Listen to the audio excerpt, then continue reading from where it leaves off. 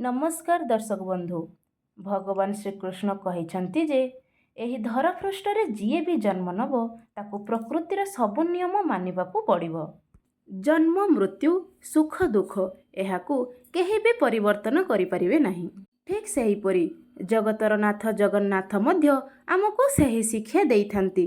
जगन्नाथंकु मध्य 15 दिन धरी ज्वर होइथाए। से साधारण मनीषंक परि चिकित्सित मध्य होइथांती। प्रभु जगन्नाथ 56 भोगरू वंचित रही वैद्यंक परामर्श क्रमे औषध सेवन करिथांती। किंतु जगन्नाथंको ज्वर हुए काहींकी?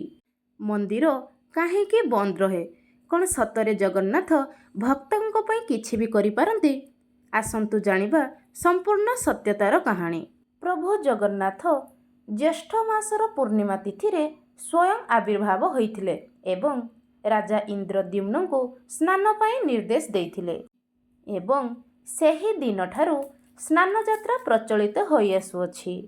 एही दिन को महाप्रभुंकर जन्मदिन मध्य कुहाଯାଏ। प्रभु जगन्नाथंकर स्नान प्रत्येक दिन अप्रत्यक्ष भाव होइथाए, किंतु स्नान यात्रा दिन महाप्रभु जगन्नाथंकर प्रत्यक्ष स्नान होइथाए।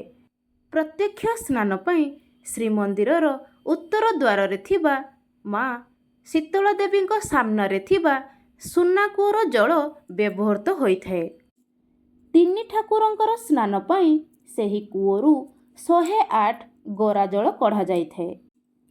सेही गरा जलरु प्रभु जगन्नाथ 35 गरा जलरे स्नान करिथांती। प्रभु बलभद्र 33 गरा जलरे स्नान करिथांती एवं माँ सुभद्रा 22 गरा जलरे स्नान करथांती एवं श्री सुदर्शन 18 गरा जलरे स्नान करिथांती। एही स्नान परे तिनि विग्रहं को अणसर घर को निया जाइथाए, कारण एही स्नान परे महाप्रभु को 15 दिन धरी ज्वर रहिथाए एवं एही समय रे श्रीमंदिर बंद रहिथाए।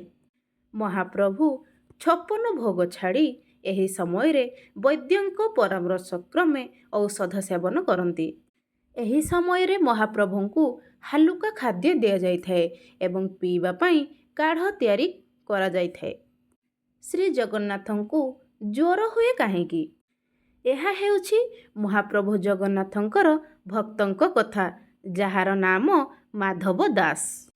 तांकर केही नथिले मध्य प्रभु जगन्नाथंकु से सबु किछि मानती। से सबु बेले प्रभु जगन्नाथंकर पूजा अर्चना करती एवं तांकर भजन कीर्तन करती। दिनकर कथा, से असुस्थ होई पड़िथिले। दिनकु दिन से दुर्बल मध्य होई गले।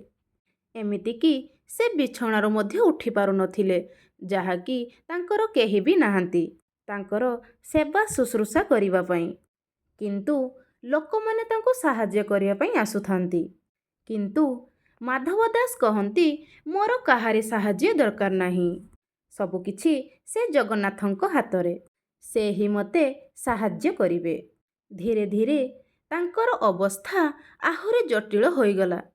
से तांकर लुगापोटारे मलमूत्र त्याग करिबाकू लागिले, जहा फलरे प्रभु जगन्नाथ माधव दासंकर एही अवस्था को देखि पारिले नाही एवं से निजे तांकर सेवा करिबाकू चलीगले। महाप्रभु माधवंकर सबु सेवा करुथांती। किछि दिन परे माधव दास भल हेबाकू लागिले। जेतेबेले तांकर चेता फेरिला, से देखिले जे जगन्नाथ तांकर सेवा करुछंती एवं से जगन्नाथ बोली से जानि पारिले। माधव दास कांदी कांदी जगन्नाथंक पाद तले पड़ीगले एवं कहिले, हे प्रभु, आपण हेउछंती जगतर सृष्टिकर्ता। आपणकर आदेशर ही सूर्य चंद्र आतजात करती।